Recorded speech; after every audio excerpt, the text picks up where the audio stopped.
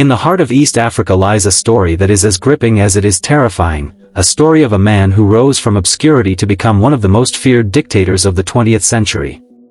This is the story of Idi Amin Dada, the self-proclaimed last king of Scotland, conqueror of the British Empire, and a ruler whose 8-year reign plunged Uganda into darkness. But behind the absurd titles, behind the exaggerated charisma, lies a trail of violence, fear, and tragedy that scarred a nation forever.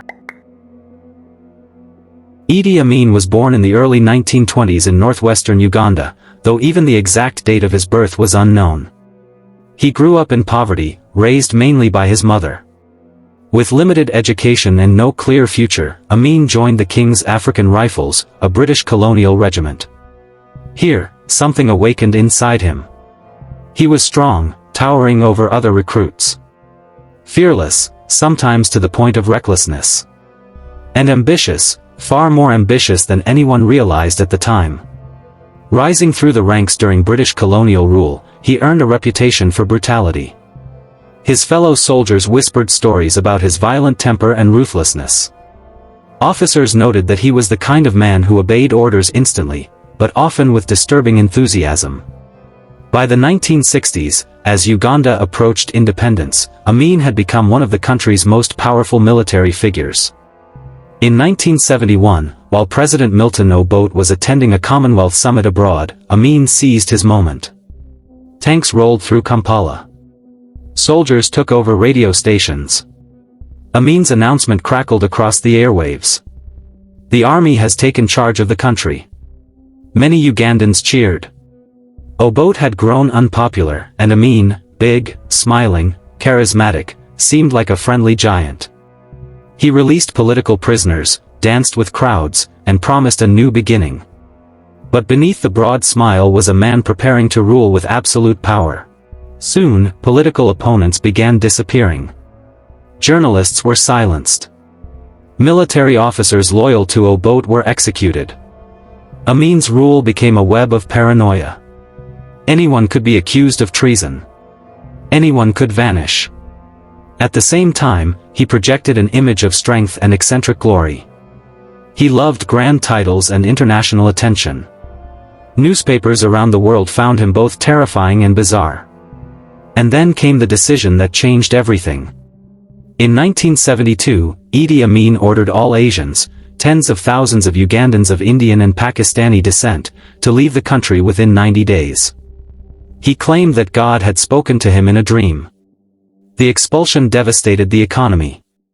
Shops, factories, and businesses were handed over to people unprepared to run them. Uganda's economic backbone collapsed almost overnight. Food shortages followed. Inflation rose. The country spiraled deeper into instability. Yet Amin's power grew, fed by fear and propaganda. By the mid-1970s, Uganda had become a nation of whispers. The secret police hunted opponents relentlessly. Bodies were found floating in the Nile.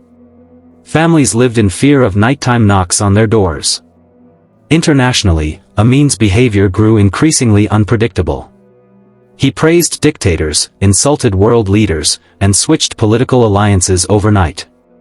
He once declared, "I am the conqueror of the British Empire." He sent bizarre letters to Queen Elizabeth and challenged foreign nations in the press. The world watched Uganda with a mixture of horror and disbelief. In 1978, Amin made a critical mistake. He invaded neighboring Tanzania, hoping to crush a group of rebels forming against him. Instead, Tanzania struck back, hard.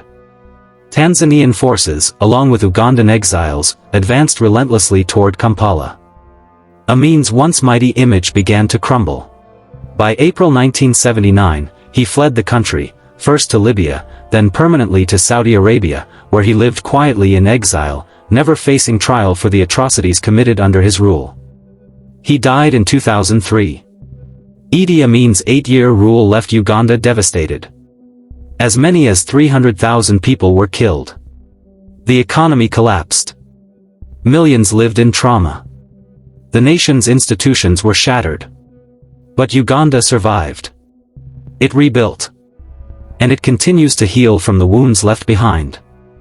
Amin's story remains a powerful reminder of how quickly power can corrupt, and how the charm of a single leader can mask the darkest of intentions. Idi Amin Dada remains one of the most infamous dictators in modern history, a man whose rule blended brutality, chaos, and bizarre theatricality. His story is not just a chapter in Uganda's past. It is a warning for the future. A reminder of how fragile freedom can be when power falls into the wrong hands.